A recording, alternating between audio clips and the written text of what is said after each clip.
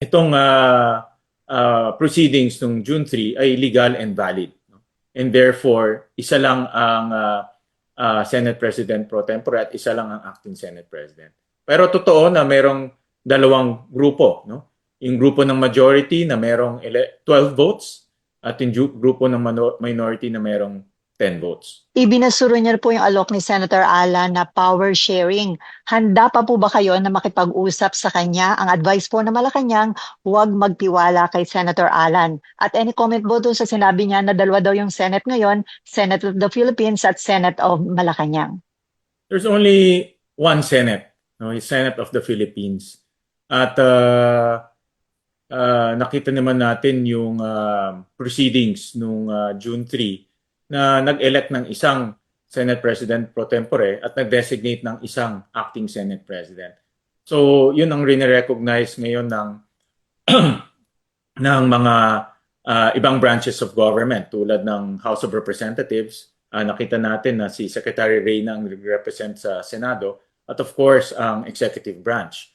Dahil ang executive branch yan tayo nakikipag-coordinate sa maraming bagay from legislation all the way to operations. And throughout the weeks, no, maraming lumalabas na mga pahayag ang iba't ibang legal experts and legal luminaries, ang Integrated Bar of the Philippines, Association ng Law Deans, nag-issue din sila ng kanilang statements at marami pang mga ibang luminaries. No? So itong proceedings nung June 3 ay legal and valid. No? And therefore, isa lang ang Senate President pro tempore at isa lang ang acting Senate President. Pero totoo na merong dalawang grupo. No? Yung grupo ng majority na merong 12 votes at yung grupo ng minority na merong 10 votes. So open pa po kayo na makipag-usap kay Senator Alan Cayetano, sir? Sabi ko, Sally, open ang aking pintuan para sa lahat ng senador at open naman tayo sa pakikipag-usap. Of course, this last few days, medyo busy tayo with all of these operational issues. Ang importante kasi, empleyado eh. At maraming agam-agam na hindi sila makakasweldo, baka madelay na matagal. So yun ang binigyan ko ng priority this last almost 5 days. No? Dahil maraming kakausapin na departments at maraming kakausapin na mga offices inside the Senate. So pagsasaya lang po ba ng oras yung nagpapalabas pa ng memo, Senator Alan Cayetano bilang Senate President na hindi na naman po siya kinikilala ngayon? Well, nasa kanya yan, no? It's up to him kung gusto niya maglabas pa o hindi. Akin, ang pinaka-importante lang tuloy ang operations. Walang madidelay na sweldo. In fact, ang benefits, advance nga ang pagbibigay natin. Even promotions, advance rin. No? So, makikita nyo yan no? In the next few days. Itong proceedings nung June 3 ay legal and valid. No? And therefore, isa lang ang Senate President pro tempore at isa lang ang acting Senate President. Pero totoo na merong dalawang grupo. No? Yung grupo ng majority na merong 12 votes at yung grupo ng minority na merong 10 votes. Ibinasuro niya po yung alok ni Senator Alan na power sharing.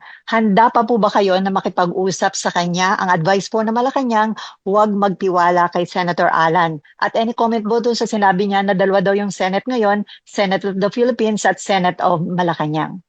There's only one Senate, no? Yung Senate of the Philippines. At nakita naman natin yung proceedings nung June 3 na nag-elect ng isang Senate President pro tempore at nag-designate ng isang acting Senate President.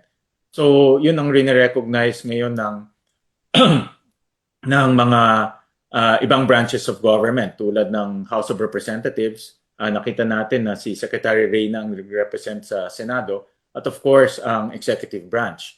Dahil ang executive branch yan tayo nakikipag-coordinate sa maraming bagay from legislation all the way to operations. And throughout the weeks, no, maraming lumalabas na mga pahayag ang iba't ibang legal experts and legal luminaries, ang Integrated Bar of the Philippines, Association ng Law Deans, nag-issue din sila ng kanilang statements at marami pang mga ibang luminaries. No? So itong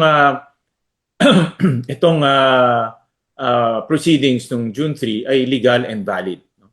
And therefore, isa lang ang Senate President pro tempore at isa lang ang acting Senate President. Pero totoo na merong dalawang grupo. No? Yung grupo ng majority na merong 12 votes at yung grupo ng minority na merong 10 votes. So open pa po kayo na makipag-usap kay Senator Alan Cayetano, sir? Sabi ko, Sally, open ang aking pintuan para sa lahat ng senador at open naman tayo sa pakikipag-usap. Of course, this last few days, medyo busy tayo with all of these operational issues. Ang importante kasi, empleyado eh. At maraming agam-agam na hindi sila makakasweldo, baka madelay na matagal. So yun ang binigyan ko ng priority this last almost 5 days, no? Dahil maraming kakausapin na departments at maraming kakausapin na mga offices inside the Senate. So pagsasaya lang po ba ng oras yung nagpapalabas pa ng memo, Senator Alan Cayetano bilang Senate President na hindi na naman po siya kinikilala ngayon? Well, nasa kanya yan, no? It's up to him kung gusto niya maglabas pa o hindi. Akin, ang pinaka-importante lang tuloy ang operations. Walang madidelay na sweldo. In fact, ang benefits, advance nga ang pagbibigay natin. Even promotions, advance rin. No? So, makikita nyo yan no? In the next few days. Itong proceedings ng June 3 ay legal and valid. No? And therefore, isa lang ang Senate President pro tempore at isa lang ang acting Senate President. Pero totoo na merong dalawang grupo. No? Yung grupo ng majority na merong 12 votes at yung grupo ng minority na merong 10 votes. Ibinasuro niya po yung alok ni Senator Alan na power sharing. Handa pa po ba kayo na makipag-usap sa kanya? Ang advice po na Malacanang, huwag magtiwala kay Senator Alan. At any comment po doon sa sinabi niya na dalawa daw yung Senate ngayon, Senate of the Philippines at Senate of Malacanang? There's only one Senate, no? It's Senate of the Philippines. At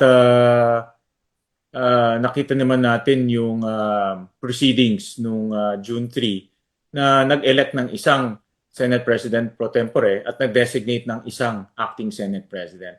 So, yun ang rin-recognize ngayon ng ng mga ibang branches of government tulad ng House of Representatives. Nakita natin na si Secretary Reyna ang represent sa Senado at of course ang executive branch.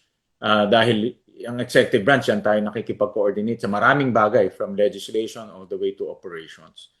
And throughout the weeks, no, maraming lumalabas na mga pahayag ang iba't ibang legal experts and legal luminaries, ang Integrated Bar of the Philippines, Association ng Law Deans, nag-issue din sila ng kanilang statements at marami pang mga ibang luminaries. No? So itong proceedings nung June 3 ay legal and valid. No?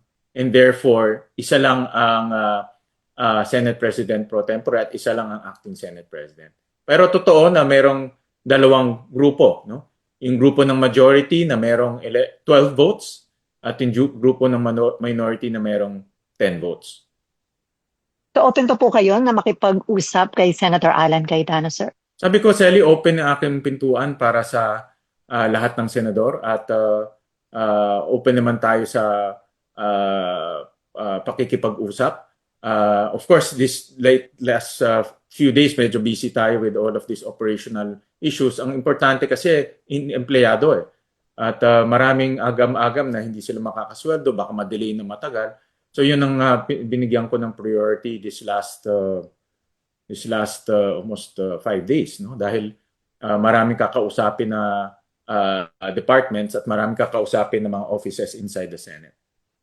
So pagsasaya lang po ba ng oras yung nagpapalabas pa ng memo, Senator Alan Cayetano bilang Senate President na hindi na naman po siya kinikilala ngayon? Well, nasa kanya yan, no? It's up to him kung gusto niya maglabas pa o hindi. Akin, ang pinaka-importante lang tuloy ang operations.